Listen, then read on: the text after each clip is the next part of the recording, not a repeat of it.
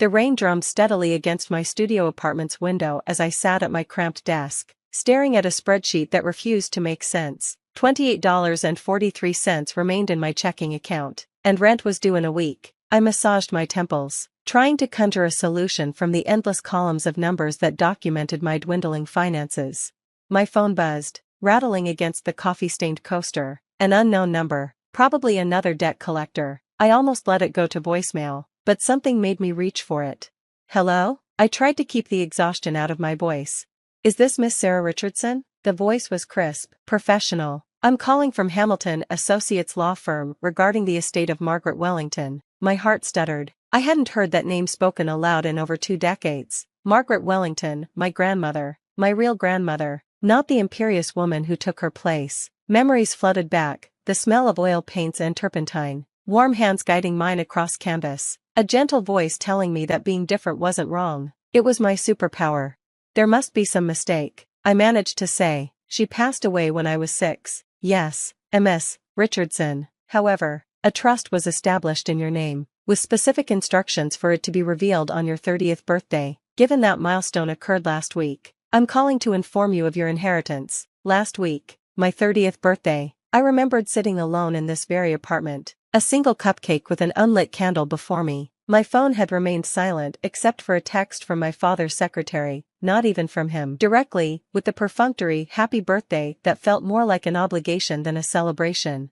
After scheduling a meeting for the next morning, I sat in stunned silence, listening to the rain and my own heartbeat. I moved to my small bedroom and opened the bottom drawer of my dresser, pulling out an old shoebox. Inside, wrapped in tissue paper, lay my most precious possession, a small watercolor painting of a young girl, me, sitting at an easel. My grandmother had painted it months before her death. On the back, in her elegant handwriting, to my Sarah, who sees the world in colors others haven't dreamed of yet. That painting was the only thing I had left of her. After her death, my father had quickly remarried, and his new wife, my stepmother, Diana, had systematically erased all traces of Margaret Wellington from our home. The paintings were sold or stored away, the photographs removed, the art supplies donated. Within a year, it was as if my grandmother had never existed.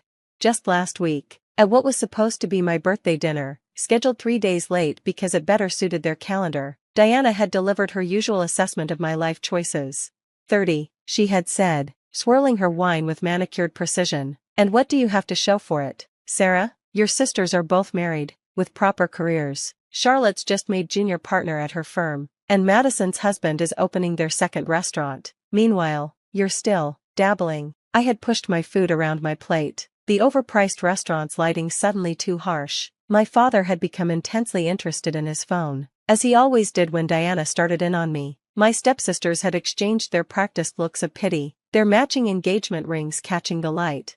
Now, lying on my bed with my grandmother's painting, I wondered what she would have thought of the life I'd chosen. I'd stayed true to my passion for art, even when it meant taking odd jobs to pay the bills. I'd had small successes, a few pieces sold, a positive review in a local arts blog, a regular spot at the weekend market where I sold custom portraits, but I couldn't deny that the constant criticism and financial struggle had taken their toll.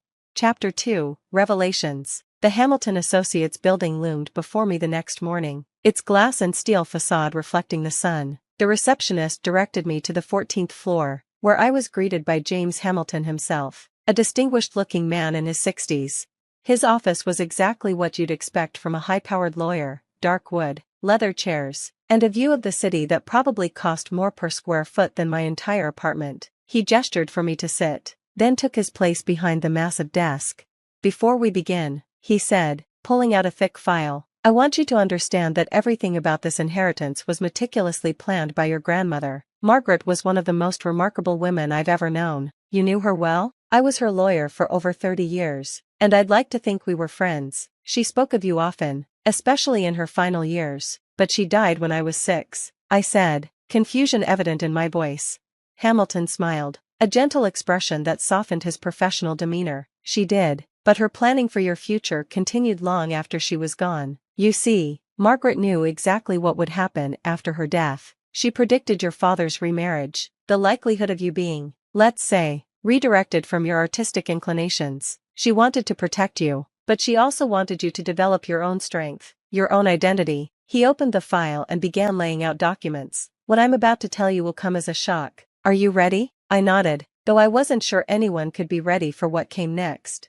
Your grandmother left you an inheritance of $50 million. The room tilted slightly. I gripped the arms of my chair, certain I had misheard. 50 million? Yes, but that's not all. She also left you her entire art collection, including works created under her pseudonym. Pseudonym? Hamilton's eyes twinkled. Have you ever heard of M.W. Blake? My jaw dropped. M.W. Blake was a revolutionary artist who had emerged in the 1970s, known for bold, experimental works that challenged conventional techniques. Blake's paintings sold for millions, hung in major museums, and had influenced an entire generation of artists, and no one knew Blake's true identity. My grandmother was M.W. Blake? Indeed, she kept it secret for many reasons, not least of which was her desire to be judged solely on her work, not her gender or family connections. The art world still doesn't know, and according to her wishes, won't know for another 20 years. Hamilton pulled out a thick envelope. She left you letters, dozens of them, written throughout her final years, each one dated, meant to be delivered with your inheritance. She also arranged for trusted friends to keep her informed about your life. She knew about your art school graduation, your first sale, your struggles with your family's expectations. She watched over you, in her way. Tears blurred my vision as he handed me the first letter. The paper was aged, but the handwriting was exactly as I remembered, elegant, confident, full of character. My dearest Sarah, it began. If you're reading this, you've reached your 30th birthday, and more importantly, you've stayed true to yourself, despite what I'm sure has been enormous pressure to conform. I've had to make an impossible choice, to protect you from afar or to let you face the challenges that would shape you into the person you're meant to be. I chose the latter, but I've made sure you'll never have to face them alone again. The next few hours passed in a blur of documents, signatures, and revelations. My grandmother hadn't just left me money, she had created an intricate support system designed to activate at precisely this moment in my life. The trust included provisions for everything from housing to healthcare, from art supplies to business investments. Hamilton handed me a small, ornate key. This belongs to a storage unit. Inside, you'll find every painting your grandmother kept from her personal collection, including several that have never been shown publicly. She wanted you to have them, along with her journals and personal papers. Why wait until I was 30? I asked. Why not tell me sooner? Margaret believed that true artists need to find their own voice, free from external influences, even positive ones. She worried that knowing about her success, her secret identity as M.W. Blake, might overshadow your development as an artist. She wanted you to struggle, to doubt, to question, but ultimately to persist despite it all. And you did. Hamilton continued. There's something else you should know. Your grandmother left specific instructions about how to handle your family's reaction to this inheritance. She anticipated complications. What kind of complications? The terms of the trust are ironclad. Your father, stepmother, and stepsisters have no legal claim to any part of it. However, Margaret suspected they might try to influence your decisions once they learned about your inheritance. I could already imagine Diana's reaction. The way her perfectly composed facade would crack at the news. My stepsisters would be beside themselves, their carefully cultivated superiority shattered. And my father, what would he do when he realized his disappointing daughter had inherited not only his mother's fortune but her artistic legacy as well? Later that day, I made my way to the storage facility. The key trembled in my hand as I approached the unit. The lock clicked open, and I pulled up the heavy door. The space inside was enormous, climate-controlled, and meticulously organized. Paintings lined the walls, each carefully wrapped and labeled. In the center stood several filing cabinets, and against one wall, a large wooden desk with a leather chair, my grandmother's workspace, preserved exactly as she had left it. On the desk lay a leather-bound journal with an inscription. To Sarah, now that you know the truth about M.W. Blake, it's time for you to understand the woman behind the name. Read these pages when you're ready. They contain not just my story, but the lessons I learned about art, life, and the price of being true to yourself. My phone buzzed. Diana, your father is very disappointed that you've been ignoring our calls. This is exactly the kind of irresponsible behavior we've been concerned about. Call me immediately. Looking at her message, I felt something shift inside me. The old Sarah would have apologized, made excuses, tried to smooth things over, but sitting in my grandmother's chair, surrounded by the proof of her secret life and her unwavering faith in me, I felt stronger. I turned off my phone. It was time to start writing my own story. The first month after receiving my inheritance passed in a whirlwind of decisions and discoveries. Following Hamilton's advice, I kept the news to myself while I got my affairs in order. I moved out of my studio apartment into a secure building with a proper art studio space. I hired financial advisors, set up charitable foundations, and began the process of cataloging my grandmother's art collection. Each night, I read one of her letters, absorbing her wisdom and understanding more about the woman she had been. She wrote about her decision to create M.W. Blake, about the freedom she found in anonymity, about the joy of creating without the burden of expectations. Art isn't about recognition, one letter read. It's about truth, your truth. The world will try to shape you, to mold you into something comfortable and predictable, but true artists must resist that shaping. We must instead shape ourselves. I threw myself into my work with renewed passion. Without the constant pressure of financial survival, my art began to evolve. I experimented with techniques I'd never dared try before, working on larger canvases, with expensive materials I'd only dreamed of using. But the greatest change was internal. The constant voice of self-doubt, nurtured by years of criticism and dismissal, began to quiet. In its place grew something stronger, confidence, yes, but also purpose. My grandmother's journals revealed a woman far more complex and visionary than I'd imagined. She had built her fortune not just through art, but through shrewd investments in emerging technologies and support for other artists. She had created a vast network of galleries, collectors, and mentors, all of whom were now reaching out to me, ready to honor her legacy by supporting her granddaughter. Then came the day I couldn't postpone any longer, telling my family. I arranged to meet them at my father's house, the same house where I'd grown up, where my grandmother's presence had been so thoroughly erased. Diana answered the door, her smile tight with disapproval at my 2 weeks of silence. Finally decided to act like an adult? She asked, ushering me into the formal living room where my father and stepsisters waited. I took a seat, noting how they had arranged themselves, Diana beside my father on the sofa, my stepsisters in matching armchairs, all of them positioned to face me as if this were a tribunal.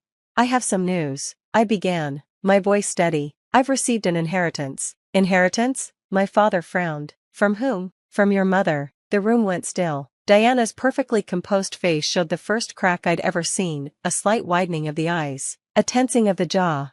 That's impossible, she said. Margaret left everything to Charles. Not everything, I replied, and proceeded to explain about the trust, though I kept the M.W. Blake revelation to myself. That secret wasn't mine to share, not yet. The reactions were exactly as I'd expected. Diana's face went through a remarkable series of expressions: shock, disbelief, calculation, and finally, a forced smile. My stepsisters exchanged looks of stunned disbelief, but it was my father's reaction that surprised me most. He sat in silence, staring at his hands, as I explained about the trust, the conditions, the careful planning that his mother had put into protecting my future. When I finished, he looked up, and for the first time in years, he really seemed to see me.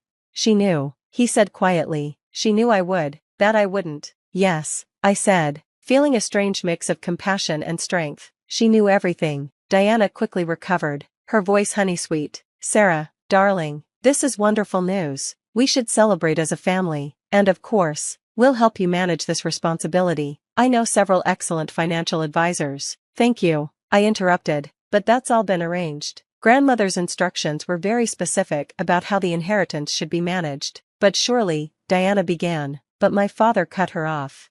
No, he said, still looking at me. No, this is Sarah's inheritance. Mother knew what she was doing. The silence that followed was deafening. I left shortly after, declining Diana's insistent invitation to stay for dinner. As I walked to my car, my father followed me out. Sarah, he called. I turned to face him. Your grandmother, she was right about you, about everything. I'm sorry I forgot that. It wasn't enough to erase years of silence and disappointment, but it was a start. The art world can be both welcoming and cruel, especially to newcomers with money. Over the next year, I navigated this complex landscape with the help of my grandmother's network and her written guidance. I established the Margaret Wellington Foundation for Arts Education, providing scholarships and grants to young artists from disadvantaged backgrounds. I renovated an old warehouse into affordable studio spaces for emerging artists, and most importantly, I continued to paint. My work began to attract attention. Critics noted the bold techniques, the fearless experimentation, unknowingly echoing what they'd once said about M.W. Blake. A few even drew parallels, though none suspected the true connection. Diana and my stepsisters made numerous attempts to insert themselves into my new life, each one more transparent than the last: business proposals, charity event invitations, casual mentions of investment opportunities. I deflected them all with polite but firm refusals. My father, however, began a slower, more genuine journey of reconciliation. He visited my studio one day, looking out of place among the canvases and paint-splattered floors.